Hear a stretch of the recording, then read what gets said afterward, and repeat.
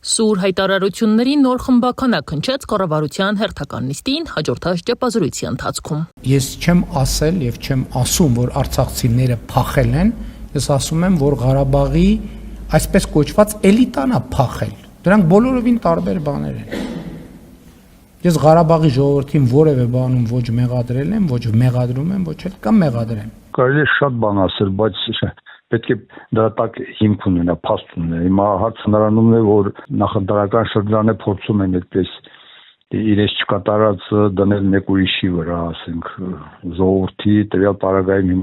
Արցախի էլիտայի վրա։ Հակասություն կա Փաշինյանի հայտարարություններում։ Մետրոյում Փաշինյանի հետ բանավիճած արցախցի կինն էլիտա չէր, Փաշինյանի ձևակերպման մեջ էլ էլիտա եզրույթը չկար։ Բայց ամեն դեպքում Փաշինյանն արցախցիներին առ այսօր մեղադրում է չկռվելու համար։ Սուտա չի եղել տենց բան։ Չի եղել տենց բան։ Փախել են, ճողոպրել են։ Արցախի տարածքում այդ ժամանակահատվածում մնացել են ընդամենը 105,000 ազգաբնակչություն։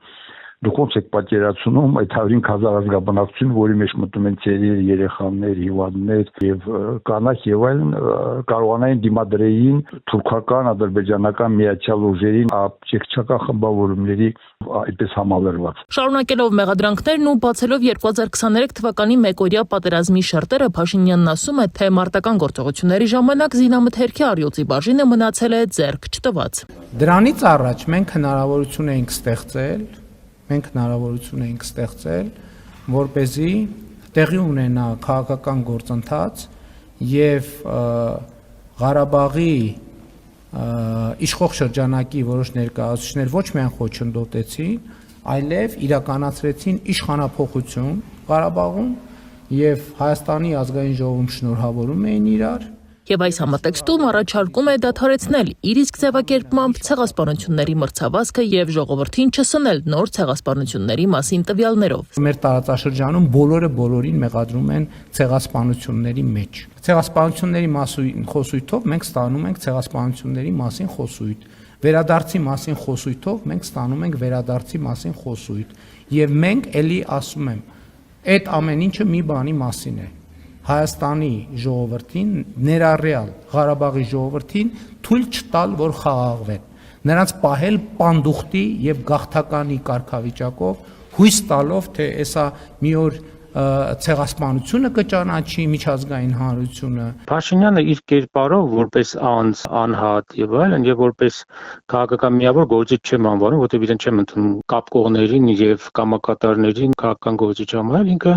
իր անպատկառությունը, անինքնությունը, անինքնասիրությունը բացահայտել է բոլոր այս 8 տարիների ընթացքում տարբեր ֆորմատներով, տարբեր ձևաչափերով եւ եղանակներով։ Փաշինյանն այս համատեքստում ասաց, որ իրենց քաղաքականությունը եւ ռազմավարությունը հետեւյալն է. պետք է խաղաղվել եւ տեղեկացրեց, որպես Հայաստանի վարչապետ ընդհանրապես հրաժարվում է պատմական արդարության վերականգնման օրակարգից։ Ես կարծում եմ, որ պետք է արդար իրականության հետևից գնալ եւ ոչ թե պատմական արդարությունը վերականգնելու հետևից գնալ, որովհետեւ մենք ինչքան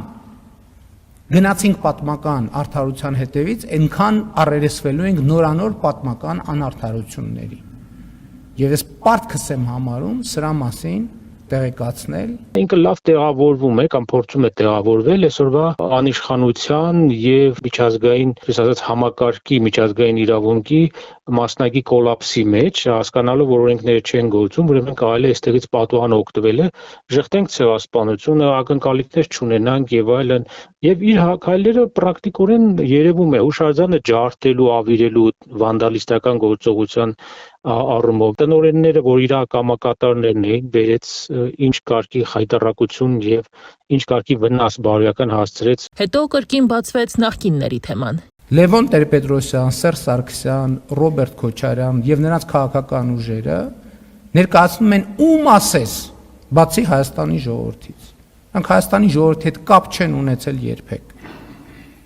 Եվ Լևոն Տեր-Պետրոսյանն նա, որ իր առաջնորդությամբ Հայաստանը եւ հայ ժողովրդին ներքաշել այս ավանտյուրայի մեջ։ Իսկ արդեն կառավարության նիստին վանեցուն կամ խոյեցուն անվանեց կայսերական հայրենասեր։ Այդ ինչ երևույթ է, որ մարդը ծնվել մեծացել է Հայաստանում, ասինքն ապրում է, ենթադրենք Քաջարանում կամ Դիլիջանում կամ չգիտեմ որևէ տեղ։ Ինքը ստեղ է ծնվել, մեծացել, իր հայրը ստեղ է ծնվել, մեծացել, բայց ասում ես դու որտեղից ես, ուզում ես իմանաս որտեղ է ապրում, փողոցը, բանը եւ այլն։ Ասենք մարդը կարող ասի ես Վանից եմ։ Նրանցից ակնկալել ինչ որ ստապ բանական բան, որը պետք է համապատասխանի Հայաստանի օրենքներին եւ սահմանադրությանը, անիմաստ զբաղմունք է։ Ինչպես եւ անիմաստ զբաղմունք է ակնկալել, որ որևէ դատավոր կունենա ինչ որ խիղճ իր մասնագիտական պարտքը, կրթությունը կհարգի, իր վաստակը կամ մասնագիտական պարտքը կհամարի կալանել հենց նույն անձին։ Եվ որպես վերջաբան առաջիկա ընտրությունների մասին այստեղ էլ թիրախային խումբը լրագրողներն են։ Փաշինյանը լրագրողներին է սպառնում։ Ըստ նրա, երբ ինքը չի լինի վարչապետ, լրագրողները 4 ժամ անց կմնան գործազուրկ եւ պետք է իր խոսքով ֆայլաբազարում կանգնեն, որ փող վաստակեն։